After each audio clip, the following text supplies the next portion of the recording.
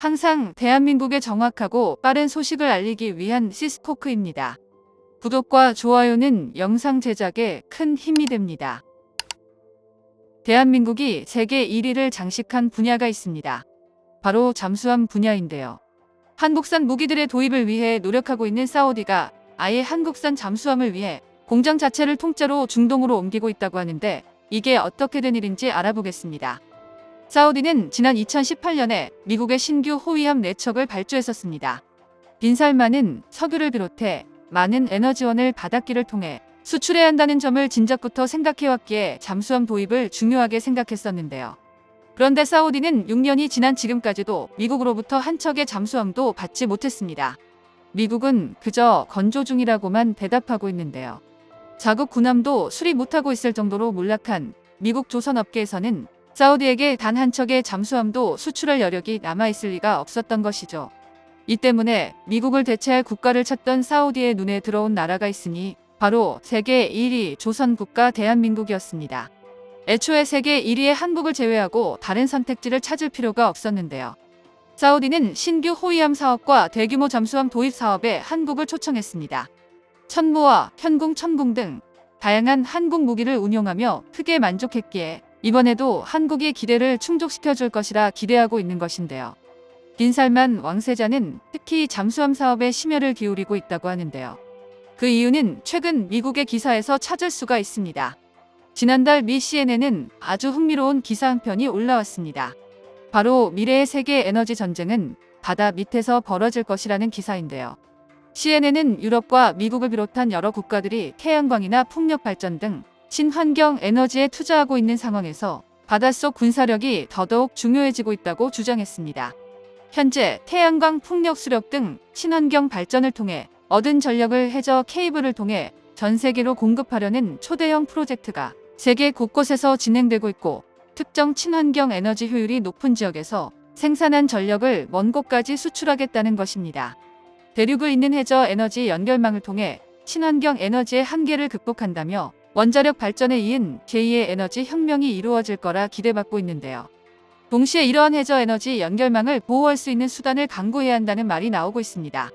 에너지 공급을 해저 케이블에 의존하다 보니 케이블만 끊으면 해당 국가로 공급되는 에너지를 손쉽게 차단할 수 있는 문제가 있는데요. 실제로 지난 2022년 러시아에서 독일까지 이어지는 가스 파이프라인 노르트 스트림이 파괴되는 사태가 벌어지기도 했었습니다. 또한 러시아가 이러한 에너지 연결망을 누리고 있다는 정보가 전해지기도 했는데요. 우크라이나 전쟁이 시작되고 가스관을 잠갔던 것처럼 유사시 해저 기반 시설들을 파괴해 유럽으로의 에너지 공급을 차단하겠다는 계획입니다. 덕분에 에너지 안보를 위해서 바닷속까지 감시하고 지켜내야 하는 시대가 찾아왔습니다. 그리고 전통적인 산유국인 사우디아라비아에서 이는 심각한 문제였는데요. 사우디아라비아의 지도자 빈살만 왕세자는 석유 의존 경제에서 벗어나기 위한 다양한 프로젝트를 진행하고 있으며 그중 친환경 에너지 개발이 큰 비중을 차지하고 있습니다. 아라비아 반도에 위치한 사우디는 동쪽으로는 페르시아만 서쪽으로는 홍해를 접한 지리적 특징을 가지고 있습니다. 양면으로 바다와 접한 덕분에 원활한 석유 수출이 가능했지만 최근 장기화되는 이스라엘 전쟁과 후티 반군의 준동으로 그 어느 때보다 바닷길이 거친 상황인데요. 사우디 역시 중동의 군사 강국이지만 바다에는 해군력은 약한 편에 속합니다. 호위함들은 노후화됐고 잠수함도 한 척 없는데요.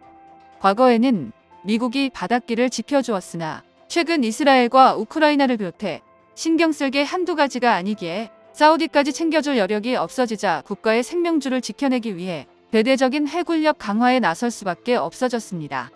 사우디는 대규모 잠수함 도입 사업에 본격적으로 착수하게 되며 한국의 4,000톤급 국산 잠수함을 프랑스의 바라쿠다급과 함께 유력한 후보로 거론되고 있습니다.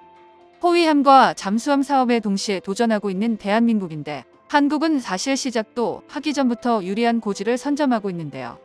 현재 사우디에는 중동 최대 크기의 초대형 합작 조선소 IMI가 건설되고 있습니다.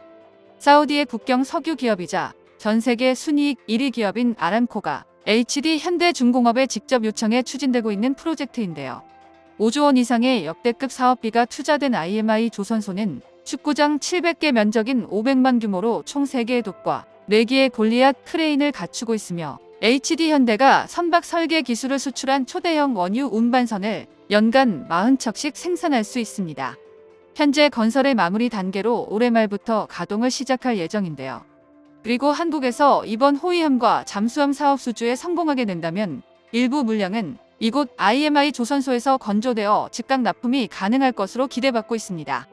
사우디의 사업 조건이었던 일부 현지 생산을 자연스럽게 충족하는 것입니다. 국내 잠수함 건조 1인자인 하나오션 역시 올해 초 사우디와 방산협력을 체결하며 잠수함 사업에 전력으로 임하고 있는데요. 사우디에 잠수함이 수출된다면 현재 우리 군에서 전력화 중인 국산 잠수함 장보고3 배치2를 기반으로 한 수출형 잠수함이 될 것으로 예상되고 있습니다. 지난 4월 신체호함까지 취역하며 전력화가 완료한 배치원 도산 안창호급보다 크기와 배수량이 커진 4,000톤급 잠수함으로 늘어난 체급만큼 전투 능력과 수중 작전 지속 능력이 대폭 향상된 것이 특징인데요. 특히 잠항 시간을 늘리기 위해 리튬이온 전지가 최초로 적용되어 기존 납축 전지보다 수중 작전 시간과 고속 기동 시간을 크게 늘렸고 전지 수명도 2배 이상 연장되었습니다. 사우디가 이처럼 잠수함 도입에 적극적인 이유는 또 있습니다. 사우디의 최대 적성국인 이란이 최근 무서운 기세로 잠수함 전력을 늘리고 있기 때문인데요. 이란 해군은 북한과 비견될 정도로 빈약한 전력을 가지고 있었습니다. 1960년대에 건조한 알반드급 호위함이 주력함이고 심지어 1930년대에 띄운 배를 아직도 현역으로 운용하고 있을 정도인데요. 이런 수상함들로는 도저히 서방 국가들의 상대가 되지 않는다는 사실을 깨달은 이란은 2010년대부터 비대칭 전력인 잠수함 건설에 전력을 다하고 있습니다. 기존에도 러시아제 킬로급 잠수함을 운용하고 있던 이란은 북한의 연어급 공격 잠수정을 연어 생산한 가디르급 잠수정과 킬로급 잠수함을 역설계 카임급 잠수함을 건조하고 있습니다. 그중 킬로급 잠수함은 미 해군에서도 실질적 위협이라고 경계하고 있는 잠수함이며 가디르급의 기반인 북한의 연어급 잠수함은 천안함 기습 폭침의 주범이었습니다. 사우디 역시 이란 잠수함에 대응하기 위한 잠수함 도입에 나설 수밖에 없었는데요.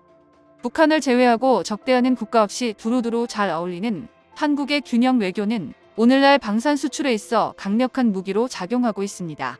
러시아를 비롯해 전쟁이 지속되고 있는 상황에서 한국 무기는 다른 국가들의 눈치를 보지 않아도 되면서 나토 표준급 성능을 갖춘 유일한 제품입니다. 또한 자주 국방을 추구하는 한국의 특징 때문에 개발을 완료한 무기도 계속해서 100% 국산화를 추진하고 있어 유럽의 무기 수출 규제에 걸릴 일도 적어지고 있는데요. 미국과 중국 사이에서 눈치를 보고 있는 사우디에게 한국은 부담 없이 손을 내밀 수 있는 최고의 파트너라는 것입니다. 사우디는 한국과 손을 잡고 무기를 비롯해 많은 도움을 받는 만큼 우리 한국 역시 사우디의 오일머니는 큰 도움이 될 것입니다. 정보가 도움되셨다면 구독과 좋아요 부탁드립니다. 이상 시스코크입니다.